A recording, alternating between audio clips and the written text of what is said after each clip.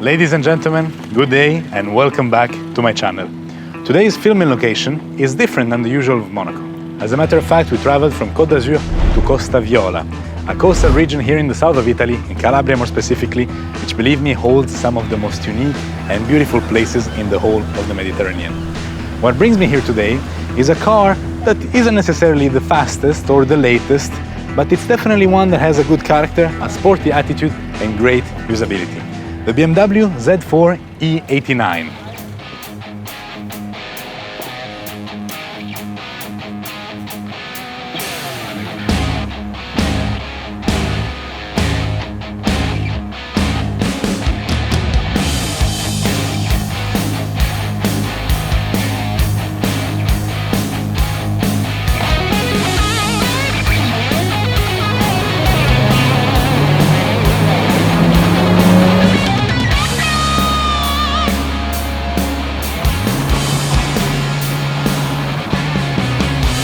By now, you probably noticed that there's something wrong with my hair, and I can assure you that I did style it before leaving the house.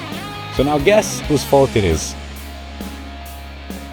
She completely ruined my hair, and I will tell you why. On most roadsters, including this one, you have a thing such as this, which is what you would call a windbreaker of some sorts. And basically the concept is that not having a roof, in order to improve aerodynamics and comfort of the passengers, the air slides on top of your head, even with the roof down, over this little piece, which in some cars is glass, in some cars, like in this one, is some sort of textile material. Unfortunately, either I'm too tall or this was not thought of well enough, but it didn't really work. So this is the result. So you're gonna have to bear with that kind of hair for the rest of the video. Now the Z4 is definitely an interesting car, especially this Z4. As you might have understood, she's a Spider, and not just any Spider, she's a hardtop convertible, which is very interesting. She was the first car in the Z series to be a hardtop convertible. The newer Z4 is a soft top, and the previous Z4 was a soft top, including all the Z3s, Z1s and Z8s. Something that's very interesting is that this is the first BMW ever meant to be designed by two women. And the reason I find this particularly interesting is because I don't see the Z4 as a feminine car. That's interesting, especially if you compare it to its direct competitor, the Mercedes SLK, which many saw first of all as a mini SL, and definitely one that could be better in the hands of a woman.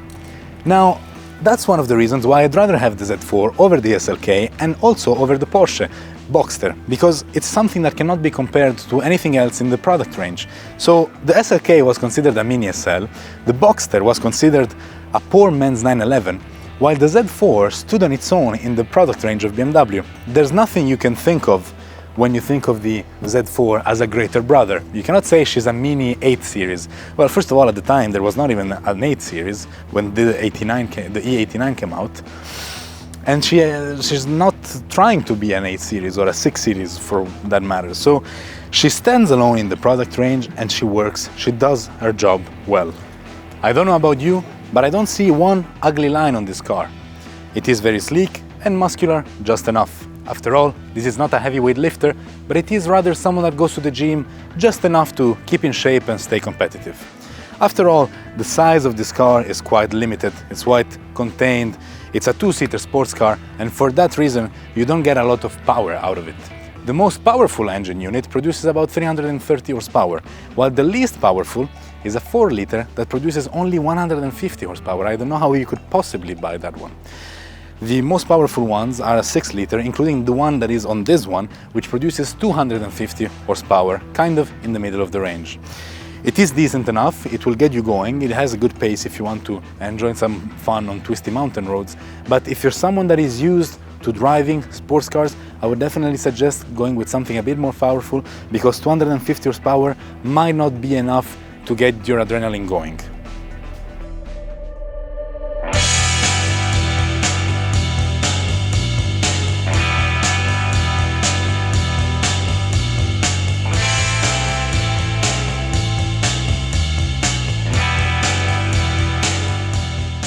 Now, when it comes to the interiors, it is definitely a well-thought place. The materials are excellent. We have a mixture of leather and Alcantara, both on the door panels and on the seats, as well as a gorgeous wood that complements the dashboard excellently, in my opinion.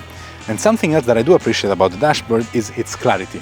You don't have an excess of buttons. As a matter of fact, the only buttons you have are the ones that control the climate controls and of course the radio, as well as, you know, the infotainment system. But that's it. There's nothing too clumsy, there's nothing too cluttered. We just have very simple buttons for the driving modes. It's a lovely place where to be in. Now, I'm not sure how comfortable it is on long journeys, especially if you're a tall person, you might want to stretch out and you don't really have the space for that. Other than that, you know, for a sunny drive, if you're on a limited budget, this is such a great car. Now, talking about going on a trip with this car, if you decide to do so, you might have to sacrifice, especially if you want to enjoy this car with the top down.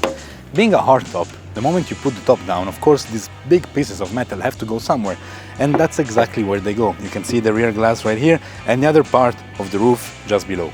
This is the disadvantage compared to soft tops that just fold together and take less space in your cargo area. But as a hardtop, if you decide to drive around with the roof closed, it definitely looks better. Now, to show you how unpractical it is when you have the roof down, I have here a regular sized backpack. And if I try to put it in, it just barely fits. Look, I actually even have to squish it in order for it to go below the piece of plastic that separates the cargo area, which has to be down when you have the roof down.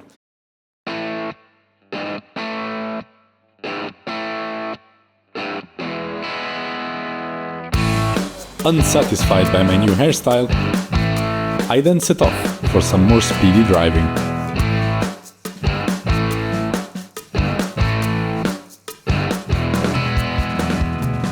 Now, leaving the urban area and with some nice curves ahead of us, it's time to press on this button twice, which brings me to Sport and then Sport Plus.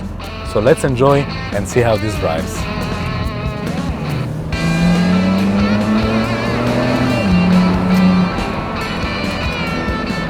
You might have noticed that I'm shifting gears with the same hand because the paddle shifting mechanism is quite interesting.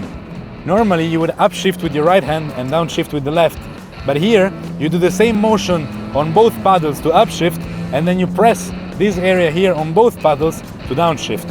So you can do both up and down with the same hand.